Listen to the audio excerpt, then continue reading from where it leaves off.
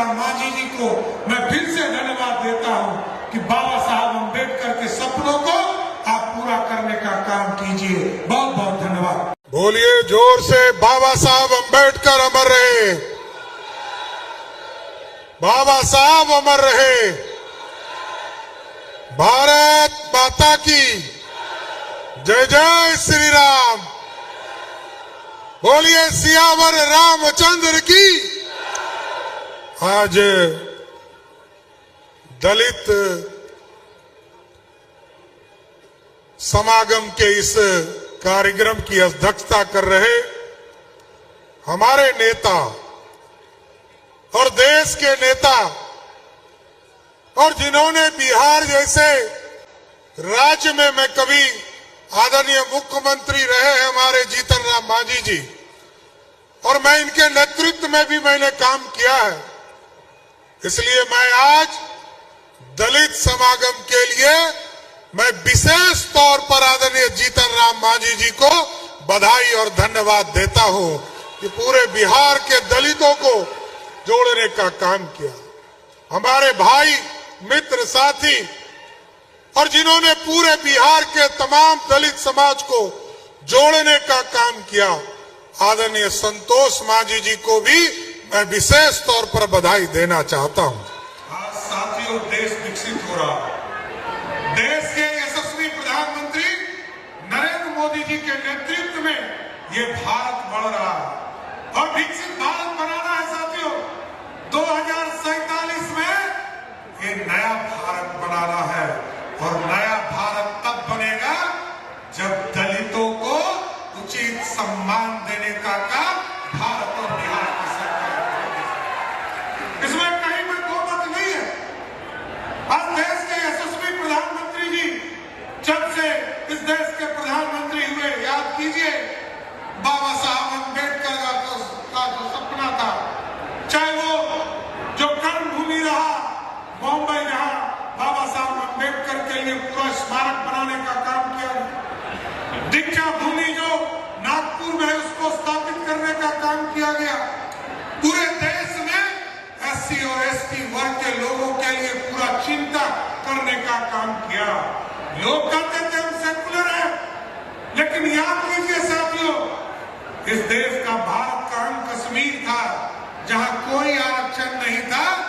मोदी जी आए, वहां भी आरक्षण देने का काम मोदी की सरकार ने किया है साथियों।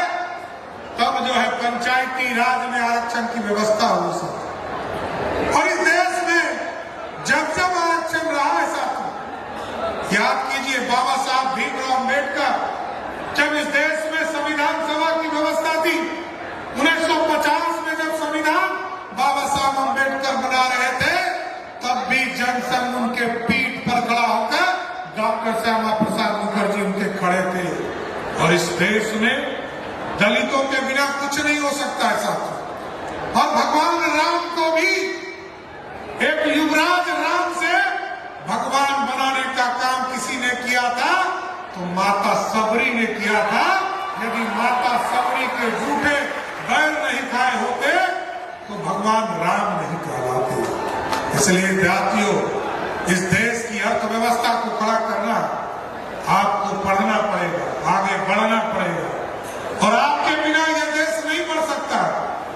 देश का 20% आबादी आपको, और बिहार में भी आपकी आबादी लोग कहते थे 16% है, लेकिन जब नीतीश कुमार जी ने 2022 में आपका जातीय जनगणना किया तो 16 से बढ़कर दलित समाज 20% से अधिक पूरे प्रदेश में हो गया। साथियों, अभी हम 36 सीटों पर बिहार में चुनाव लड़ते हैं, दलित समाज के लोग लड़ते हैं, लेकिन जैसे ही आपका आरक्षण बढ़ेगा और 2029 का चुनाव आएगा तो आपको जानकर आश्चर्य होगा कि आज 36 लोग एमएलए होके आते हैं तो 70 लोग एमएलए बनकर दलित समाज से आने का काम करेंगे साहब। और हम लोग जब सरकार में आए साथियों, 28 जनवरी 2024 को जब हम लोग सरकार में आए साथियों, हम लोगों ने कई फैसले लिए जिसके माध्यम से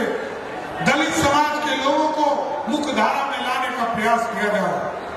अभी हमारी बहनें, हमारी जो दलित समाज की बहनें थी, उनके लिए जिला में कोई स्तर पर कोई व्यवस्था नहीं था कि हॉस्टल में रहकर पढ़ सके। तो आदरणीय नीतीश कुमार जी के नेतृत्व में हम लोगों ने फैसला लिया, सावित्रीबाई फूले के नाम पर सभी 3800 जिले में एक छात्रावास बनाने का काम नीतीश कुमार की सरकार करेगी साथियों, और जिसमें हमारी पढ़ाई कर पाएगी। इसके साथ साथ कई योजना चल रही। अभी आदरणीय मुख्यमंत्री जी से हम लोगों ने आग्रह किया, सोमवार को बजट आने वाला है साथियों, और हम लोगों ने आग्रह किया है कि दलित समाज के बच्चे जो पढ़ने के लिए जाते हैं उनको बहुत कम पैसा मिलता है। अभी जितना पैसा मिल रहा है, इसको बजट में हम लोगों ने मुख्यमंत्री जी के आदेश के बाद इसको दुगना करने का निर्णय लिया है। आज जितना मिल रहा है उससे दुगना पैसा हमारे दलित के छात्रों को देने का काम नीतीश कुमार की सरकार करेगी सर।